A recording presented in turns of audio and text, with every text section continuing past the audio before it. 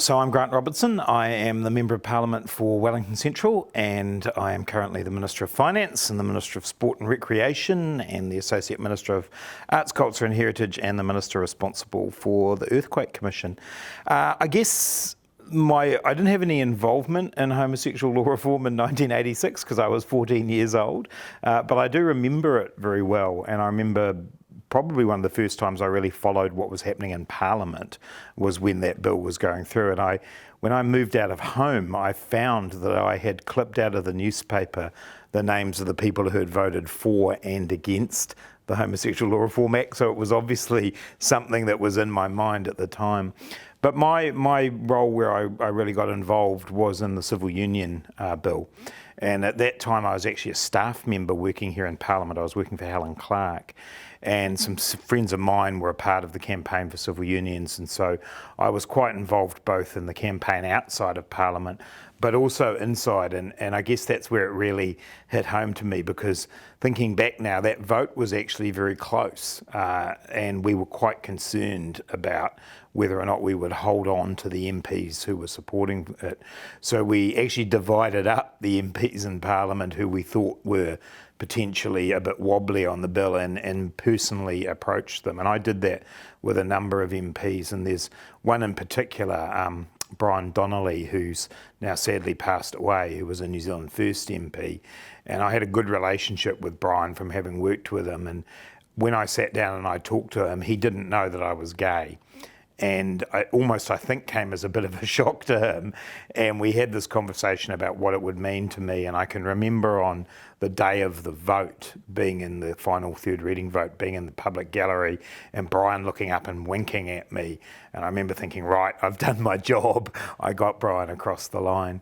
Obviously, that civil union bill was also marked by the horrendous Enough is Enough protest by Brian Tamaki in Destiny Church. And that was a horrible day. The level of hate that I experienced that day is just about as much as I ever have as a gay man. And I stood on the steps of Parliament with Georgina Beyer and a number of other people holding a rainbow flag as they arrived on the steps on the front lawn of Parliament.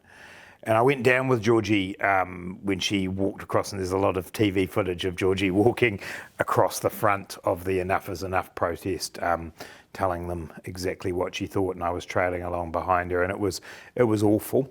But we made it through, and it was a really important stepping stone for getting us to marriage equality, because I'm firmly of the view that that move to civil unions paved the way for marriage equality, and it wasn't universally popular. There were quite a few people in the rainbow community who said, why should we go for civil unions? We should go for full equality immediately. But the political environment wasn't there for full equality at the time. And I think civil unions enabled everybody to see that the sky didn't fall in, that we were recognising people's relationships, and that was important.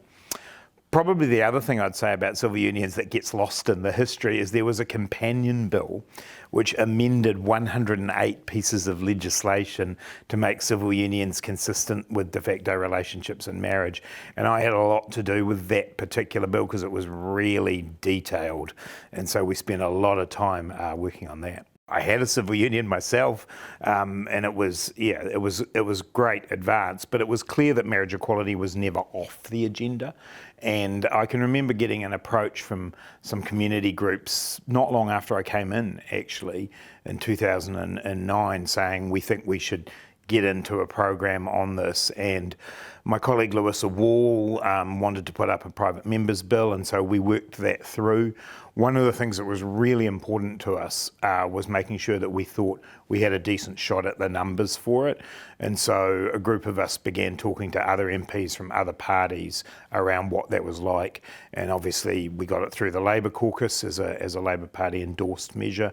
And so that put us in a position where Louisa put it in the ballot. And then she has the most incredible luck, Louisa Wall, with getting her private members' bills drawn out of the ballot. And we were really fortunate that went through. And then on reflection, while there was again a lot of homophobia and a lot of nastiness directed towards us, it was actually an easier fight. than civil unions, and the world had moved on a bit. We were helped, speaking frankly, by the fact that John Key, who was then the Prime Minister, said that he would vote for it. And because he said he would vote, or he would support it going through, that made a really big difference to other national MPs. So the Liberal national MPs were almost given a licence to get out there and support it. But it was still a hard campaign. I don't think we should back away from that. There was still a lot of negativity. We got thousands and thousands of emails, and by the time we got to marriage equality, the concept of sort of email campaigns to MPs had really taken hold, and so our inboxes were just deluged, and there was still a strong anti-lobby, but the vote itself was much, much clearer. And that speech that I gave that night on the passing of the third reading is still the speech I'm the proudest of as a Member of Parliament. And in it, I talked about me as a 14-year-old watching homosexual law reform go through and the concept of hope. And I quoted Harvey Milk, who was the first openly gay elected official in the United States who was assassinated. And he talked about the fact that if there's one thing you can do, you've got to give them hope. And it's about giving hope to next generations that their lives will be better. And so, yeah, I was very proud to give that speech that night. And I think anyone who was there will say it was a pretty memorable occasion that whole evening. Via Annette King, I had come into contact with a couple of people who had got convictions in the late 1960s, and they had for a long time felt, both very affected by it in terms of their lives and what they could do, but also a sense of injustice. And so the then National Government, and Amy Adams deserves credit for her role in this, began to move towards the passing of legislation to expunge convictions under the previous law that made homosexuality illegal, and the idea of an apology. And so the apology went through before the government changed, and then we had the honour of passing the legislation that actually provides for the expungement of the convictions. And there's one particular guy I've known. I've never met him, but he's written lots of letters to me who's now had his conviction expunged, and I think it's meant a lot to him. And it was in the course of the conversations there, we talked about the idea of compensation came up, and other countries, Germany, for example, have got a compensation regime for people who were convicted. The New Zealand Parliament decided not to do that, but it lingered at the back of my mind that we needed to do something. And it was actually a comment that one of the men who had written to me made, where he said, "This is not about me, this is about what I want for future generations." And so that's where the idea of the Rainbow Wellbeing Legacy Fund came from. And so we set aside at Budget 2019 $1 million to establish the Rainbow Wellbeing Legacy Fund. And that's designed to give grants to groups that support the rainbow community, particularly younger members of it with mental health issues. And so that fund is now going to be administered by the Rule Foundation, and they will give out grants over the next few years to those sorts of groups. And in fact, they're due to give out their first round of grants very, very soon. And I think that's a really good legacy to those men, and they were men who were convicted wrongfully, that we can now help improve the mental health of effectively their legacy, which is the rainbow community of today. I think it's one of those things where you can't be what you can't see. And I think for people to look at it and say, yes, all of the photos of us as MPs on the wall, the history of the legislative fights, but also the broader environment for our rainbow communities are really important things for people to see, and to know that you can do it. You can actually come to Parliament and be an MP and be out and happy and proud of who you are. And so, yeah, I think it's important. If you walk down that corridor, you've got a room that acknowledges our women MPs, our Pacifica MPs, our Māori MPs. I think it's only appropriate that we acknowledge the fact that, we've had a good set of rainbow MPs, and it's a room that can be used and people feel comfortable. And I recently went into a meeting there of a local rainbow group, and it really resonated with me that if you were coming from the outside into this, in some sense, this quite formidable place, that there was a room that you thought, well, I can be comfortable in there. I think that is actually a really important thing. And the Speaker of Parliament, Trevor Mallard's made really clear he wants Parliament to be a place that people feel comfortable coming to because it's their place. And, and it might be a slide for kids outside, or it might be the Rainbow Room. It's all about people seeing themselves in the world that they're part of inside Parliament. So, yeah, I think it's a fantastic place.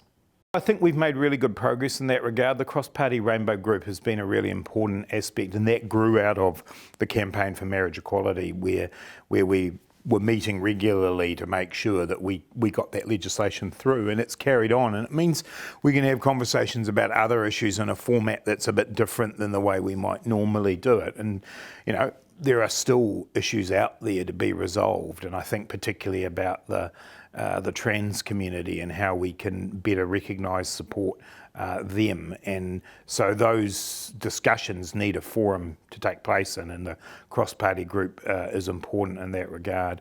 It hasn't been easy over the years, and different parties have taken different positions as we've gone through it, but I feel now there's more of a core of people across Parliament who want to see progress on these issues, and that's got to be a good thing. An amazing thing, really, to bring together people from around the world to talk about human rights, to talk about where the rainbow community was at.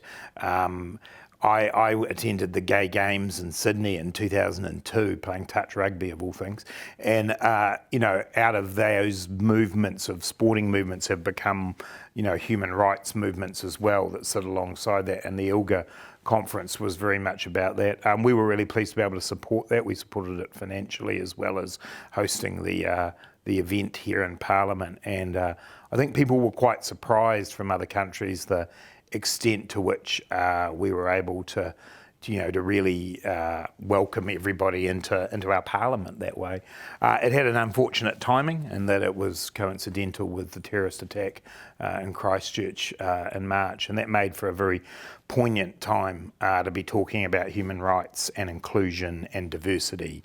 And all power to the organising committee here, the likes of Kevin Honu and Marnie Mitchell, who really pulled that together here in Wellington. And it was a very difficult thing to do at the time, but a hugely important signal that we're open to all people here at Parliament.